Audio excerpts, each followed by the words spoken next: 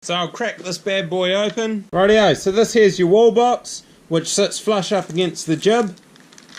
And then that plate sits on top to make it look nice when it's in there. Comes with a socket, goes in the back of it. I'll probably get rid of this double socket and throw in a single socket in there. So behind this corner of the TV here are all the inputs and outputs. So what I'm going to do is get my pencil and draw a pencil line down and across behind the TV, so I know the general area of where I want to cut my box out of the wall. Okay, so that line marks the top, that line marks the bottom. Take the TV off the wall, that hole there, as you saw in my other videos, I'm going to get that plastered up pretty soon. Yeah, 160 by 140. So somewhere in the middle of this, somewhere in this area, don't worry, I will be rubbing that out. And that's going to fit perfectly in there. Right guys, so plans changed slightly.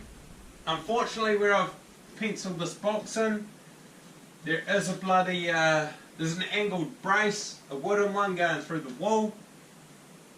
I can't delete that.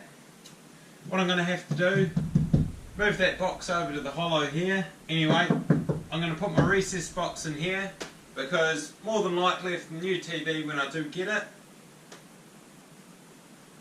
the outputs might be in a different place, different location. So I'm going to make it the same height as this, but just move it over. It might make a bit of a prick putting the HDMI ends in this, seeing as the only rear entry on the TV.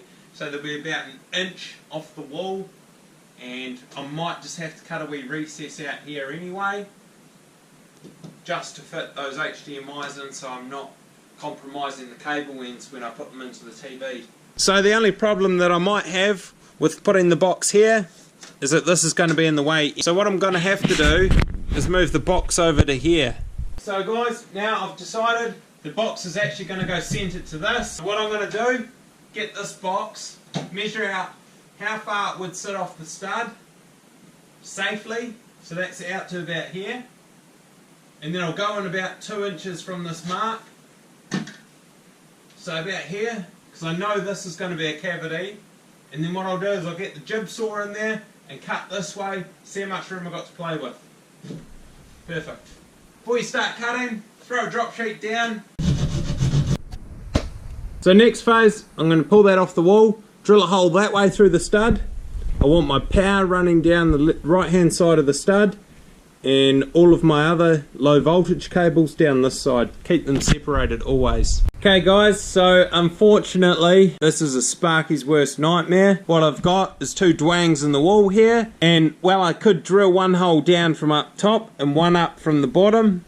What I need is the power to run separately from the data stuff. I don't want interference on my cables. Unfortunately above me is a second story. Below me I can get down under the floor, but that's not going to help in the wall here. So what I'm going to have to do is drill 2 biscuits out with the hole saw in the wall, and then just put those biscuits back in after I've drilled for the cables, put them back in the wall and plaster over them. Now what I've decided is I'm going to actually cut 4 holes out, because I want to run it properly. I want the power to be on the other side of the stud to the data stuff. I don't want them to be 20mm apart the whole way down the wall. So I thought, well, seeing as I'm patching the wall anyway, I've got bloody that patch to do. I can do 2 more small ones, so it's not going to mind me. There is a hallway on the other side of this wall.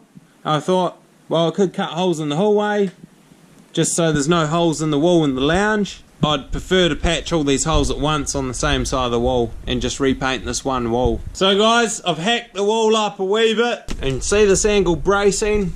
That's what I was talking about, being in this area here. So I can run the cable in behind that and go straight down to the socket there. So what I'm using to drill these holes out in the dwangs is a 25mm spade bit. Just watch out for nails when you're drilling. Alright guys, so I've cut some bloody holes in the wall. Looks pretty awful. What I'll do now is I'll quickly throw the power cables down that side of the wall, and then I'll throw all the data cables, HDMI and all that, through this side of the wall. Right, so these are the cables I'm throwing down the wall. There is 5 of them. So I've got my Cat6 cable here for Ethernet. I've got my RG6 cable here for TV. I've got some 2.5mm TPS for the power. Then I've got my HDMI cable. And don't ask me why, but I'm putting a fibre optic sound cable in the wall as well. So I got my power cable in, leave a generous bit of length on it. Next one, I'll throw the HDMI in first so we can safely fit it through these holes. Sweet, so HDMI's in. I'll leave enough length here to get to the back of the TV. Next one, I'll throw the Cat 6 in there. So that cable's in. Now I'll throw in the coax. So coax is in. Last one's this fibre optic cable. Probably end up never using it, but we'll see. What I'm doing before I throw it through the wall is put a bit of protector over the end, just like that. So next part, I'll screw these discs back in. Then it looks like I'm going to be doing some plastering this afternoon. So patch these holes up. All you need is a bit of timber. Make sure it can slide in there. 2 fixings above, 2 below. Sometimes it might pay to scrape the back a bit so you can get it in flush. And round the sides in the centre, one of these paint scrapers. Right guys, so all the biscuits are in. Next thing I want to do is throw this box in here. What I'm going to do, slide the HDMI cable through here. And then I've manipulated it a wee bit, but I'll bend it back. And these 3 cables are just going to stick through here. I've manipulated it so I can get the HDMI end through, just like that. So all the cable ends are through like that now. And now I'll push it back into the wall. Now to screw it in place, it's got these 2 screws here. Unfortunately this one here is flush against a stud. I'm going to screw a screw through the plastic shroud on the side here, and then that will be covered by this shroud going over the top of it. The other one's got the wee plastic catcher on the back, and that there will hook hard onto the side of the jib there and pull it in. That side's in. Now I'll smash a screw in here. So I've made it level. And I've also whacked a screw in here, nice and flush, so it holds it in the wall. So strip the cable back, red into A, green into E, black into N. As you can see, it's not connected, so it's not live. Always kill the power before you fit things off. Sweet, so now that that's done, smash it back in there, then we'll move on to fitting off the Ethernet cable end. So this here is one of the keystones out of the top of the wall mount setup. Now what I've got here is an Ethernet port from a Legrand brand. Now unfortunately, as you can kind of tell there, is that hole in the middle of the keystone is slightly too small to fit the front of this out of it. So I used one of these bad boys here and ream it out a bit. So I reamed it out a bit. Now she fits in pretty good. That's the end result. Now what we'll do is we'll fit her off, strip the end off this. Be careful not to nip the insulation on the cores on the inside of this. And then untwist these cores on the inside here. So on the back of these Macs, it's got the setup for wiring in T568A.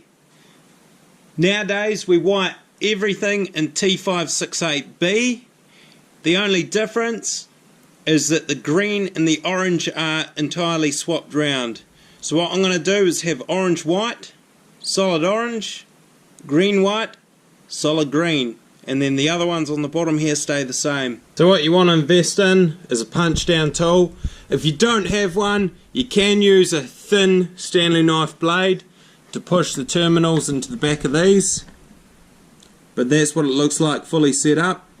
As you can see, I've swapped the green and the orange around. I'm going to push that mech back up into the recessed box there. Now the last part is for this coax end. We put a compression end on it. To do that, you'll need a compression tool. Or you can use 2 pairs of pliers if you don't have one of these. Now 2 pairs of pliers works, but it's a bit of a dicky way to do it. I will do a demonstration of it at some point, so keep an eye out for that. Right, so you want to strip the end back like that. Throw the F-type connector on it. Now she's slid on. Trying to do this single-handedly while filming. And then throw the old compression end in there and crimp it down. And that's done. Now what you want on the end of this is an adapter. So I got here a female one and a male one. Not sure yet which one I'm going to use. I'll see what short lengths of aerial cable I've got for the TV. Also another thing you'll need, which I'll go and have a hunt for in the garage, is you want a 90-degree fitting on the end of this so you don't have the wall pushing in on it all the time. Don't forget the shroud to make it look nice as a finishing touch.